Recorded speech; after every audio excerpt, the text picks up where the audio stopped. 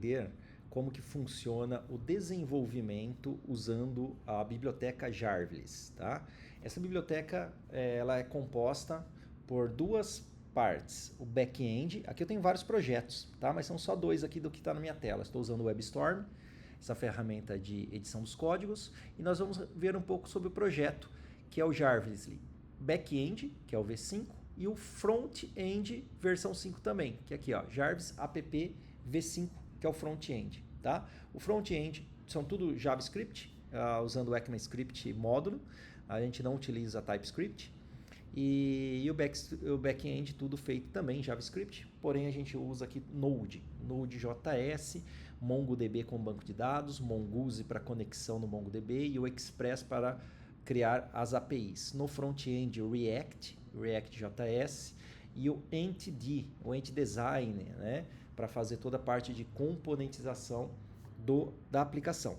Por que é V5? Porque o Entity Design que utilizamos é a última versão do V5, que ele muda toda a estrutura.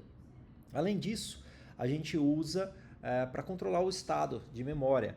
Em vez de usar o Redux, a gente usa o Zustand, que é muito mais simples, tá? Dentro do React, ok? Ainda tem algumas partes usando o Redux, que é da versão anterior, a V4, mas já estamos alterando para o V5. Aqui eu tenho o meu browser, não tenho nada a carregar na porta 3005, nós vamos carregar pela primeira vez.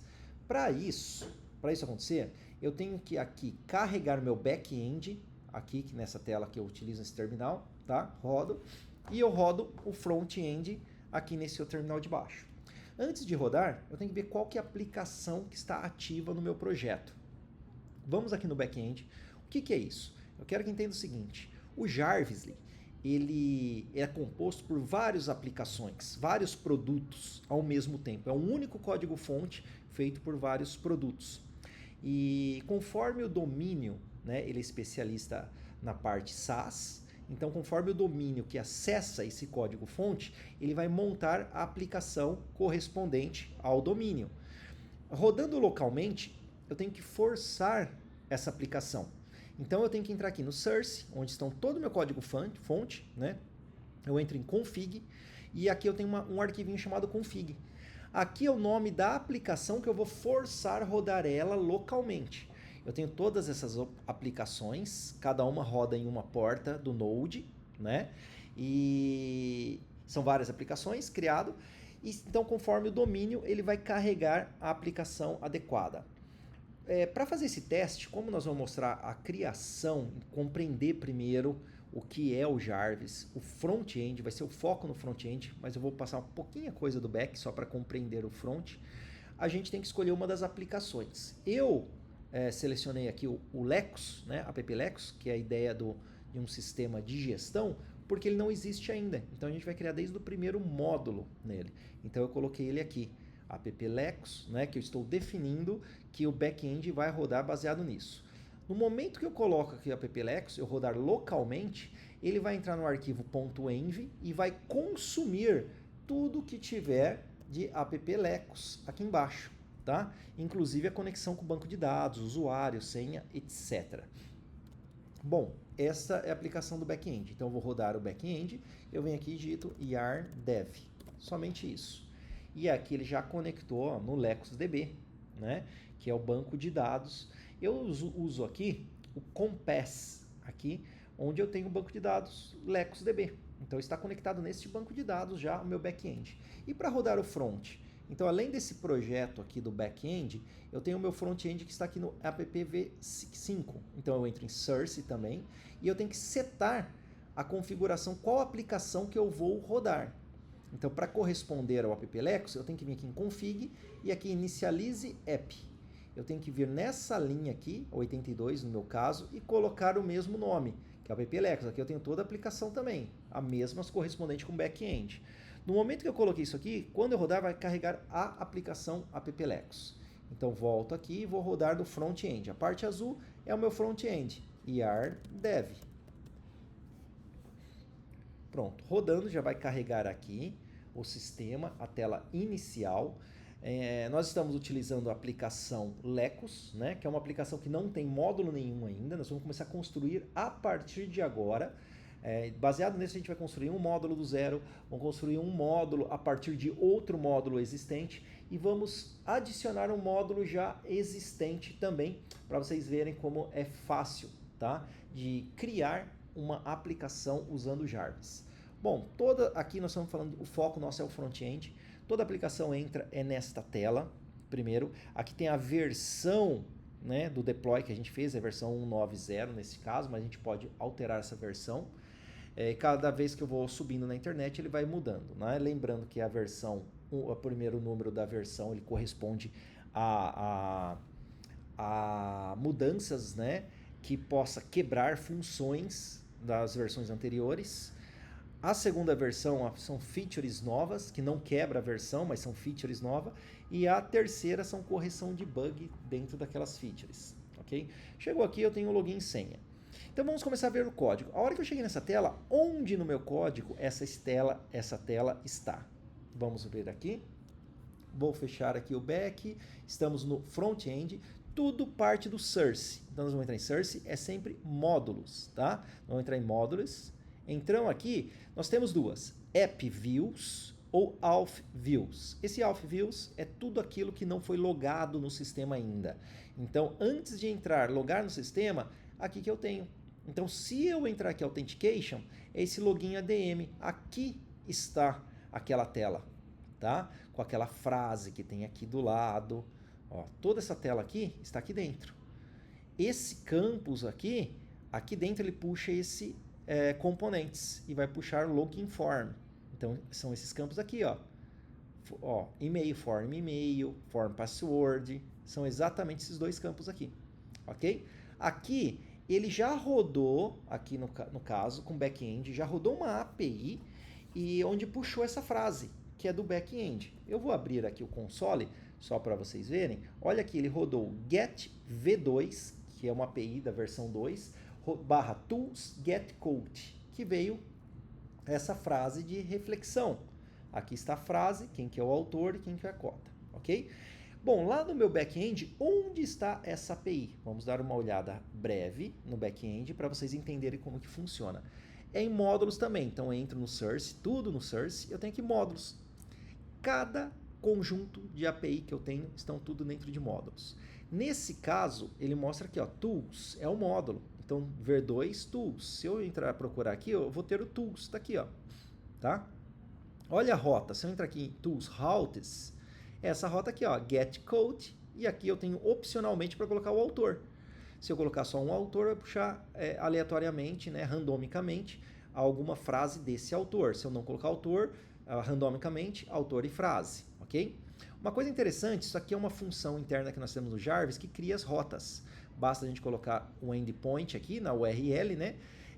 Basta colocar ser um get, post, put, e aqui se é protegido ou não. O que quer dizer? Se eu colocar como true, ele vai exigir que eu esteja logado no sistema. No caso aqui eu não estou logado no sistema ainda, então por isso que ele puxou essa frase. Se eu chegar aqui e colocar true, por exemplo, ele vai rodar esse serviço get code, mas desde que eu esteja logado no sistema. Então eu vou atualizar aqui o meu front. E o que vai acontecer? Veio um erro, falha na autenticação, que ele tentou puxar essa API aqui, ó, só que não está logado, não existe um token. Por isso que deu esta mensagem de erro, ok? Então eu vou colocar aqui falso. Olha só, dentro de tools, eu tenho uma outra rota aqui, que é um endpoint get GPS by address. E eu sou obrigado, isso não é opcional, não tem interrogação, obrigado a colocar um endereço. O que ele vai fazer? Ele vai devolver o latitude e longitude daquele endereço, quando eu colocar. E essa função está dentro do serviço Tool Service Get GPS by Address. Só que é uma rota protegida. Eu só consigo consumir ela depois que estiver logado no sistema, estiver dentro do sistema. Ok? Então agora que nós entendemos mais ou menos como que faz a ligação entre front e back, vamos aprofundar um pouco mais. Deixa eu atualizar aqui a tela. Carregou, eu vou logar. Já tem aqui um login e senha de praxe, só em modo já fica salvo no modo dev, né? E eu vou entrar logando no sistema. Pronto, acabei de logar no sistema. Aqui tem umas mensaginhas de warning, só que isso daqui ele não se refere ao nosso código, e sim código de terceiros, de pacotes usados no Node Módulos, tá? De dentro da aplicação. Não temos o que fazer, temos que aguardar eles lançarem um pacote resolvendo esse conflito, ok? Bom, o sistema, a tela principal do sistema é isso aqui. Nós temos um logotipo, um menu do lado esquerdo, né? A barra de cima. Aqui nós temos outro menu que eu posso carregar automaticamente o módulo de Accounts, né? Ou volto aqui no módulo Bem-vindo. O que nós temos que entender? E aqui é a área de trabalho, tá? A área de trabalho é dividida em dois componentes. Eu tenho o Page Header, que já fica aqui, ó, que ele vai mostrar sempre esse breadcrumb, vai mostrar um título, um ícone, e aqui tem uma seção de botões que eu posso ativar para cada módulo, tá? Tudo de forma automática. E a parte de baixo, que é o componente principal, que é onde eu vou operar no meu sistema. Seja ele um formulário, uma lista, um Kanban, objeto, seja o que for. Eu vou construir tudo aqui dentro, ok? Aqui é a lista de módulos. Todos os módulos que a gente for criar, vai aparecendo aqui. Nós podemos classificar em área, colocar um módulo dentro do outro, né, que ele possa abrir, expandir. E clicou no módulo final, ele vai carregar este módulo nesta tela principal. Então, agora que vocês entendem como ele está desenhado a tela, né, aqui, ó, só para você ver, se eu sair, ele vai voltar para fora. Ele apagou os tokens e jogou para fora. Outra coisa importante, que ele controla algumas coisas aqui no aplicativo. Se eu entrar em armazenamento local, né, que é local storage, eu tenho algumas opções. Eu vou limpar tudo isso aqui, ó. Não tenho nada aqui. Estou no sistema, eu vou logar. Loguei pela primeira vez, ele salva algumas coisas. Por exemplo, o token de acesso, né? Todos os detalhes que eu tenho no storage e o Subscription ID selecionado. Aqui vocês vão ver o seguinte, aqui dentro eu já tenho token User ID, Subscription ID, Company ID, é um objeto. Só para que vocês entendam, no momento que eu estou fazendo esse vídeo, antes nós utilizávamos para controlar o estado geral da aplicação, utilizávamos o Redux. Agora nós estamos migrando tudo para o Zustand. Okay? O Zustand é muito mais simples, muito mais fácil de utilizar. Nós não migramos completamente. Então, alguns controles, isso daqui que está aparecendo, ele está no meu Zustand e também espelhando o meu local storage local, tá? Do meu browser, ok? Então, esse auth token é a mesma coisa desse token que tem aqui. Esse Subscription ID é o mesmo desse Subscription ID. E foram feitas algumas melhorias, por isso que a gente colocou em objeto, para saber, olha, o Zustand, o contexto de auth, de autenticação, o que a gente precisa persistir no browser está em storage out, tá? Na aplicação Lecos e assim por diante. Esses daqui ainda são correlacionados ao Redux, por isso que estão aqui, logo vão sumir, vão ficar só esse, ok? Então agora vamos fazer o seguinte, vou voltar para o console. Chegando aqui, ele rodou várias APIs aqui, ó, fez um post, fez um get account by account token, ó, get account by token, né? Parâmetros, pegou lá parâmetros do aplicativo, da application. Então ele rodou várias aplicações. Obviamente, depois que eu loguei, ele rodou algumas. Essas outras que ele rodou, tudo está protegida, são protected. Só rodou porque eu estou logado no sistema. Agora eu quero que vocês entendam, antes da gente começar a codar qualquer coisa, como se funciona o estado. O que é o estado? O estado é, por exemplo, estou logado. Aqui, lá em Applications, eu tenho gravado apenas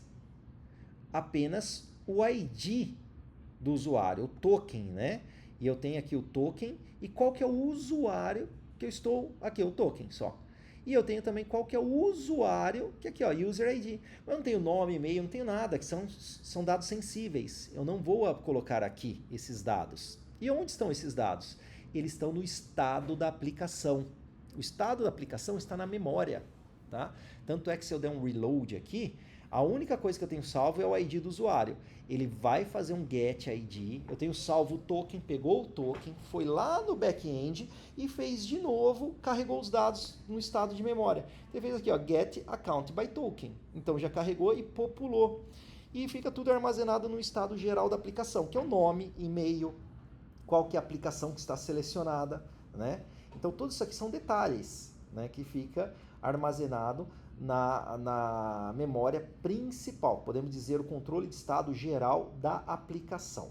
Além desse controle geral da aplicação, quando eu falar com o estado geral da aplicação, entenda-se Zustand. Então tá tudo salvo dentro do Zustand. Onde que estão? Aqui no código, se a gente pegar aqui o front, vou fechar o back, vamos voltar para o front.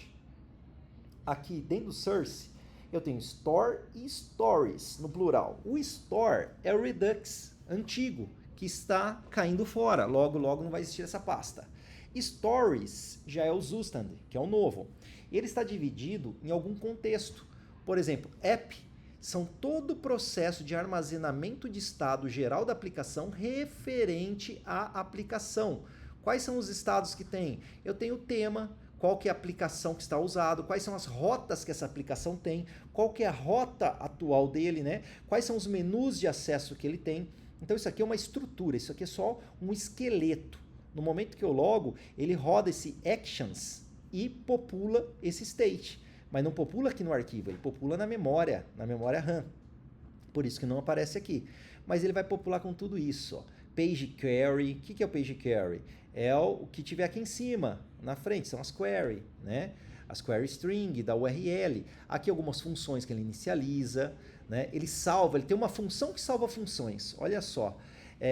Por que é interessante? Depois eu vou explicar o que é isso. Mas várias outras funções ele executa e salva. Isso aqui é da aplicação. Existe o contexto de autenticação. Esse de autenticação ele vai gravar o quê? Quem que é o usuário que está logado? Isso aí é todos os dados do usuário. Lá no local storage, que a gente viu aqui, né, no browser, é gravado só o user ID. Agora, e-mail, todas as características dele, controle de acesso, é gravado na memória RAM, né, para não ficar exposta, que é no estado maior do sistema. Então fica gravado aqui. Ou seja, qualquer lugar dessa aplicação que eu estiver, eu posso controlar os dados de quem está logado. Vamos supor, Ricardo Biruel é um owner. Tá? Owner é um proprietário da aplicação. Então ele pode, por exemplo, diminuir o menu. Vamos pegar um exemplo. Se eu clicar aqui, ó, eu consigo. Se eu não tivesse sido como owner, essa regra não teria esse botãozinho, eu não ia conseguir fazer isso. Tudo isso é possível porque essas regras estão salvas no Zustand, no estado maior da aplicação, ok? Então, tudo que é de autenticação, né? Nós temos aqui qual que é a subscription. Subscription é a assinatura que teve, qual que é a empresa. Dentro de uma assinatura eu posso ter várias empresas, né? Imagina uma franquia, eu tenho uma assinatura para controlar 20 empresas, né? Então, tudo isso eu tenho salvo aqui, que é a autenticação. E nós temos um contexto de módulo, tá? Esses três são os principais. Esse contexto de módulo, ele vai gravar tudo sobre o módulo selecionado. Vamos supor que o módulo selecionado aqui é um CRM. Então eu tenho lá quantos cards que eu tenho, quais são os funis de venda que eu tenho, ou funil de atendimento, né? Quantas colunas que eu tenho, fases, stages.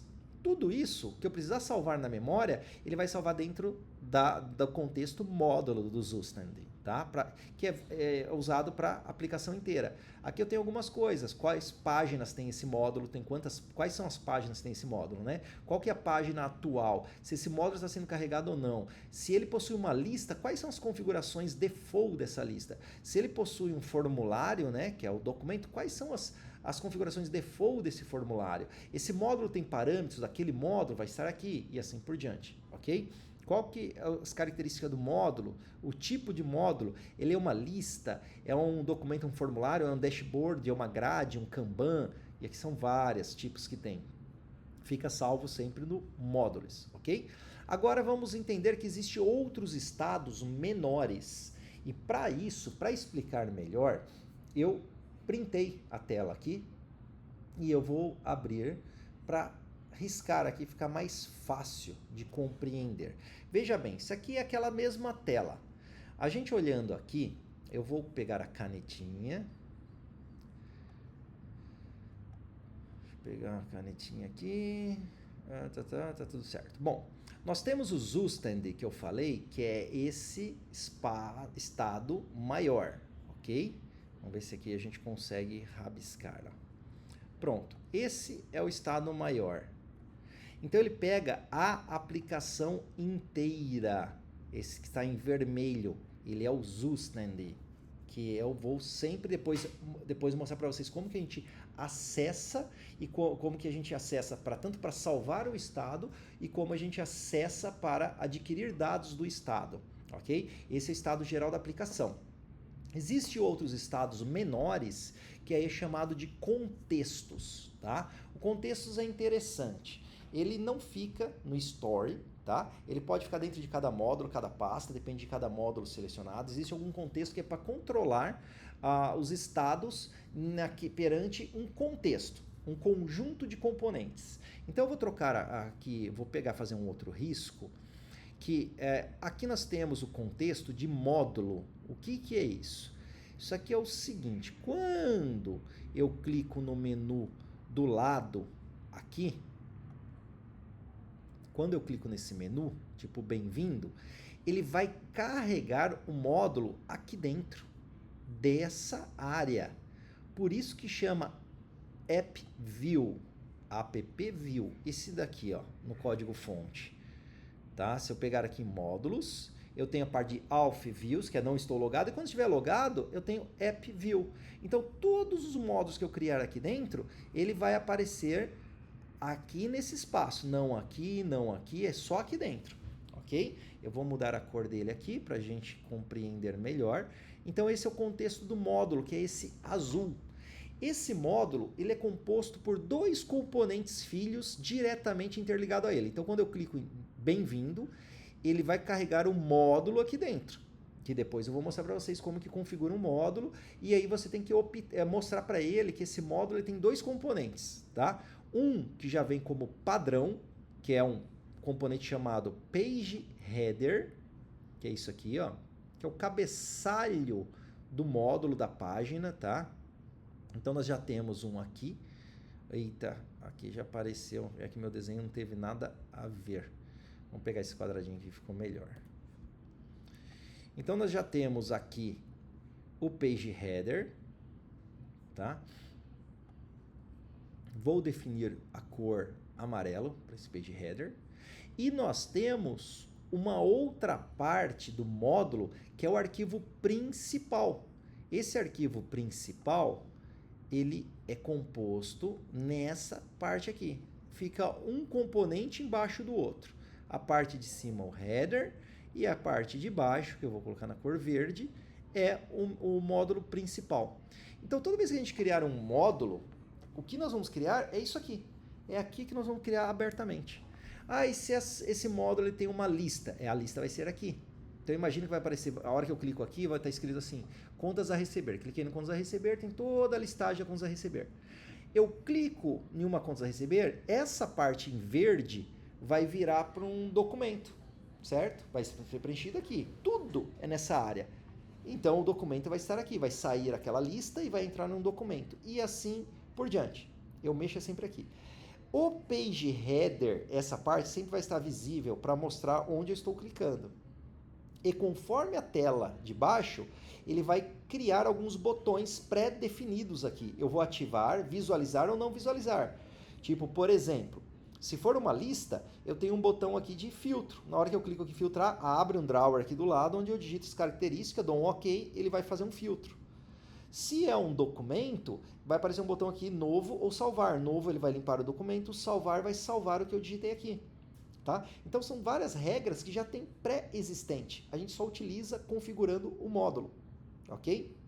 Então, nós temos o Page Header e nós temos aqui também a página principal que chamamos de módulo.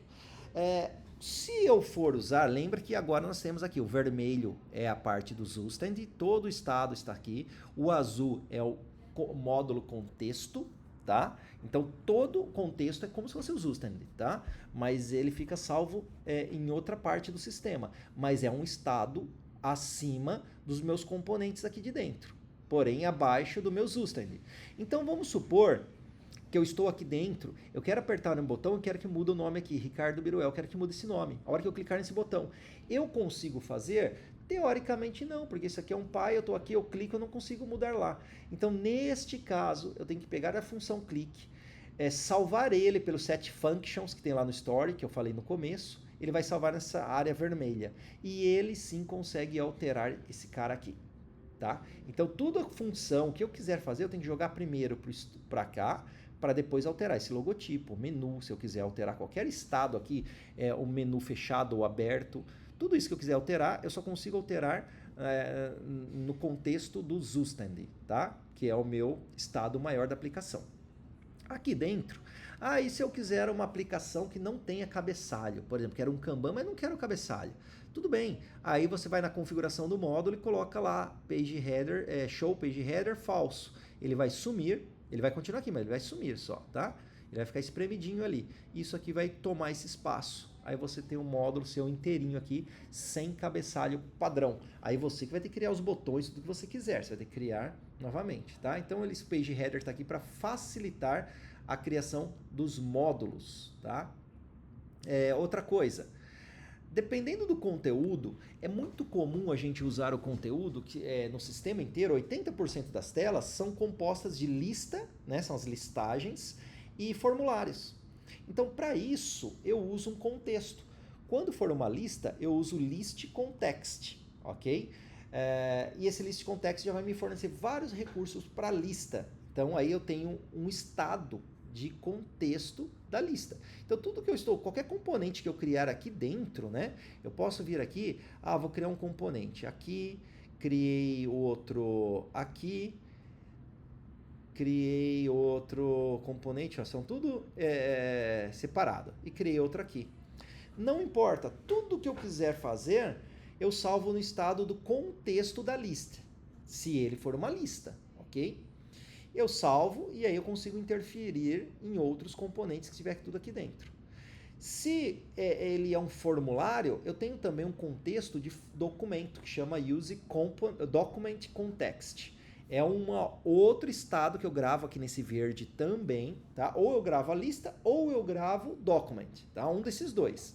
Lista para lista, que é 80% do sistema, né? A maior parte são lista e documentos. E eu uso Use Document para usar o contexto de documento.